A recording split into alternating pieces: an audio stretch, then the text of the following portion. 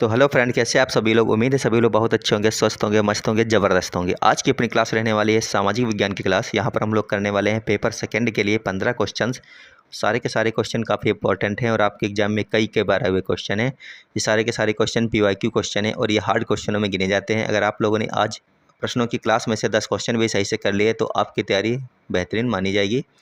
फिलहाल तो आज की इस क्लास में आपको लगातार बने रहना है, 15 के 15 क्वेश्चन करके जाना है अगर आपको सामाजिक विज्ञान सेकंड पेपर में देना है तो एक बार सभी लोग इस वीडियो को लाइक कर लीजिए। क्वेश्चन नंबर 1 को पढ़िए और बताइए इसमें से कौन सा आंसर सही हो जाएगा। क्वेश्चन नंबर 1 लिखा है, निम्नलिखित में से कौन सा कथन मत्स्य न्याय की अवधारणा को सबसे सटीक रूप से परिभाषित करता है जिसका उल्लेख प्राचीन भारतीय राजनीतिक ग्रंथों में मिलता है। बात हो रही है मत्स्य न्याय की, तो आपको बताना है कौन सा कथन इनमें से सबसे सटीक है। ऑप्शन नंबर ABCD में से। पहला देखो लिखा है, समुद्रों में मछली पकड़ने के नियम। दूसरा ऑप्शन है, एक ऐसी स्थिति जहां अराजकता हो और शक्तिशाली निर्बलों को दबाते हों। एक ऐसी स्थिति जहां अराजकता और शक्तिशाली निर्बलों को दबाते हों। सी लिखा है, प्राचीन काल में जलीय जीवों के संरक्षण हेतु कानून। जबकि डी ऑप्शन है, राजा द्वारा कर वसूलने की एक विशिष्ट विधि। तो इन चारों में से आपको क्या लग रहा है, यहाँ पर मत्स्य न्याय की अवधारणा को सबसे सटीक रूप से इन चारों में से कौन सा ऑप्शन आप परिभाषित कर रहा है? तो यहाँ पर जो आपका सही हो जाएगा वो जाएगा ऑप्शन नंबर बी, एक ऐसी दशा या फिर स्थिति जहाँ अराजकता थी और सर्वशक्तिशाली लोग निर्बलों को दबाते थे। ऑप्शन नंबर बी आपका सही हो जाएगा। अगला क्वेश्चन है, चोल शिलालेखों में वर्णित वेल्लन वगई भूमि की श्रेणी का अर्थ क्या है? फटाफट आंसर करेंगे आप लोग। चोल शिलालेखों में वर्णित वेल्लन वगई भूमि की श्रेणी का अर्थ क्या है? ब्राह्मणों को उपहार में दी गई भूमि, या फिर किसी विद्यालय के रखरखाव के लिए भूमि, गैर ब्राह्मण किसान स्वामियों की भूमि, मंदिरों को भेंट की गई भूमि। तो वेल्लन वगई भूमि की श्रेणी का अर्थ जो यहाँ पर था वो था गैर ब्राह्मण किसान स्वामियों की भूमि। ऑप्शन नंबर सी यहाँ पर आपका सही हो जाएगा। अगला क्वेश्चन है, पृथ्वी की परतों के संदर्भ में मोहरोविकिक अशांत तथ्य किन दो परतों को अलग करता है? ऊपरी मेंटल और निचला मेंटल। बी ऑप्शन लिखा है, क्रस्ट और मेंटल, मेंटल और कोर, आंतरिक कोर और बाहरी कोर। तो आपको बताना है मोहरोविकिक अशांत तथ्य किन दो परतों को अलग करता है। तो यहाँ पर जो सही आंसर हो जाएगा आपका वो हो जाएगा क्रस्ट और मेंटल, यानी ऑप्शन नंबर बी अगर आप लोगों ने कर लिया तो आपका बिल्कुल सही हो जाएगा। अगला क्वेश्चन है, 1857 के विद्रोह के दौरान फैजाबाद से विद्रोह का नेतृत्व किसने किया था जिन्हें डंका शाह के नाम से भी जाना जाता था? बताइए आप लोग। फैजाबाद से 1857 के विद्रोह का नेतृत्व किसके द्वारा किया गया था जिन्हें डंका शाह के नाम से भी जाना जाता था? क्या खान बहादुर खान थे, कुंवर सिंह थे, मौलाना, या फिर मौलवी अहमदुल्ला शाह थे, या फिर बेगम हजरत महल? तो बेगम हजरत महल लखनऊ से थी, ये भी नहीं थे, ये भी नहीं थे। कौन था? मौलवी अहमदुल्ला शाह थे, यानी ऑप्शन नंबर सी आपका यहाँ पर सही हो जाएगा। अगला क्वेश्चन है, निम्नलिखित में से कौन सा कारक भूमध्य सागरीय वनस्पति की मुख्य विशेषता है? फटाफट आप लोग आंसर करिए एक बार। भूमध्य सागरीय वनस्पति की मुख्य विशेषता आपको बतानी है।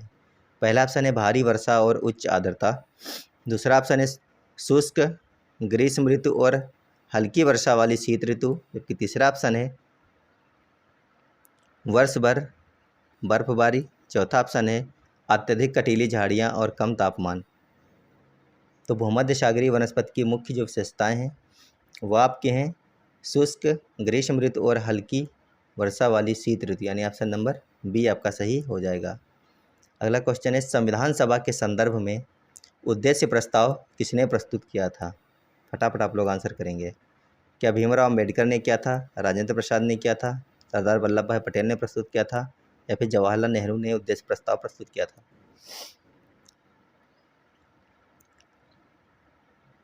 तो ये उद्देश्य प्रस्ताव जवाहरलाल नेहरू के द्वारा संविधान सभा में प्रस्तुत किया गया था। अगला क्वेश्चन है क्वेश्चन नंबर 7। ये क्वेश्चन लिखा है, निम्नलिखित में से कौन सा सुमेलित नहीं है? यहाँ पर स्थानीय पवनें और क्षेत्र दिए गए हैं, इधर पवन है और पीछे की तरफ क्षेत्र हैं, तो आपको बताना है कौन सा सुमेलित नहीं है। चिनूक कहाँ पर चलती है? उत्तरी अमेरिका में। क्या ये सुमेलित है? बिल्कुल। फ़ैन कहाँ पे है? आल्प्स पर्वत पे चलती है, ये भी सही है। सिरोको ऑस्ट्रेलिया में चलती है, नहीं। खमसिन मिस्र में चलती है, ये सही है। यानी कि आपका ऑप्शन नंबर सी यहाँ पर गलत है, और जो गलत है वही सही है, क्योंकि पूछा गया है कौन सा सुमेलित नहीं है। तो ऑप्शन नंबर सी सही हो जाएगा। अगला क्वेश्चन है क्वेश्चन नंबर 8। लिखा है स्त्री पुरुष तुलना पुस्तक जिसमें पुरुषों और महिलाओं के बीच सामाजिक अंतरों की आलोचना की गई है, किसके द्वारा लिखी गई थी? पंडिता रामाबाई के द्वारा, ताराबाई शिंदे के द्वारा, बेगम रुकैया शेखावत के द्वारा, या फिर राज सुंदरी देवी के द्वारा? बताइए इन चारों में से कौन सही हो जाएगा। स्त्री पुरुष तुलना पुस्तक जिसमें पुरुषों और महिलाओं के बीच सामाजिक अंतरों की आलोचना की गई थी, किसके द्वारा लिखी गई थी? ये आपको बताना है क्वेश्चन नंबर 8 के लिए। ये पुस्तक जो आपकी लिखी गई है, ये लिखी गई है ताराबाई शिंदे के द्वारा। ऑप्शन नंबर बी आपका सही हो जाएगा। अगला क्वेश्चन है भारतीय संसद में शून्यकाल का क्या अर्थ है? 0 आवर का अर्थ आपको बताना है। पहला ऑप्शन है प्रश्नकाल के ठीक बाद का समय। दूसरा ऑप्शन है सदन की कार्यवाही का पहला घंटा। तीसरा ऑप्शन है वह समय जब विशेषाधिकार प्रस्ताव स्वीकार किया जाता है। चौथा ऑप्शन है बजट पर चर्चा का समय।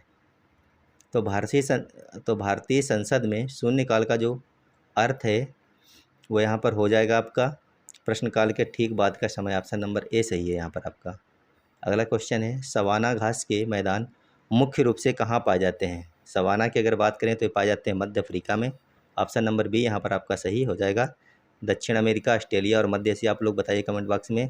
दक्षिण अमेरिका में कौन से घास के मैदान पाए जाते हैं, ऑस्ट्रेलिया में क्या है, और मध्य एशिया में कौन से पाए जाते हैं?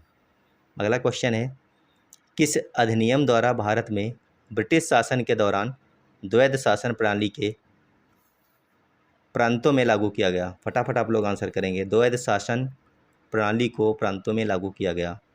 क्या 1909 का अधिनियम था, या फिर 1919 का भारत शासन अधिनियम था, 1935 का भारत सरकार अधिनियम था, या फिर 1947 का भारतीय स्वतंत्रता अधिनियम था? किस अधिनियम द्वारा भारत में ब्रिटिश शासन के दौरान द्वैध शासन प्रणाली को प्रांतों में लागू किया गया? तो ये 1919 का भारत सरकार अधिनियम था। ऑप्शन नंबर बी आपका सही हो जाएगा। क्वेश्चन नंबर 12 है अकबरनामा के किस भाग को आईने अकबरी कहा जाता है? कौन सा भाग है आपको ये बताना है। पहला भाग, दूसरा, तीसरा या फिर चौथा? अकबरनामा के किस भाग को आईने अकबरी कहा जाता है? तो तीसरे भाग को कहा जाता है आईने अकबरी। अगला क्वेश्चन है निम्नलिखित में से कौन सा मौलिक अधिकार निवारक निरोध द्वारा बाधित है? फटाफट आंसर करेंगे। क्या समानता का अधिकार है? नहीं। धार्मिक स्वतंत्रता का अधिकार है? नहीं, ये भी बाधित नहीं है। स्वतंत्रता का अधिकार है, अनुच्छेद 22, यही आपका क्या है, निवारक निरोध द्वारा बाधित है। ऑप्शन नंबर सी आपका सही हो जाएगा। अगला क्वेश्चन है अश्व अक्षांश किस वायुदाब पेटी से संबंधित है?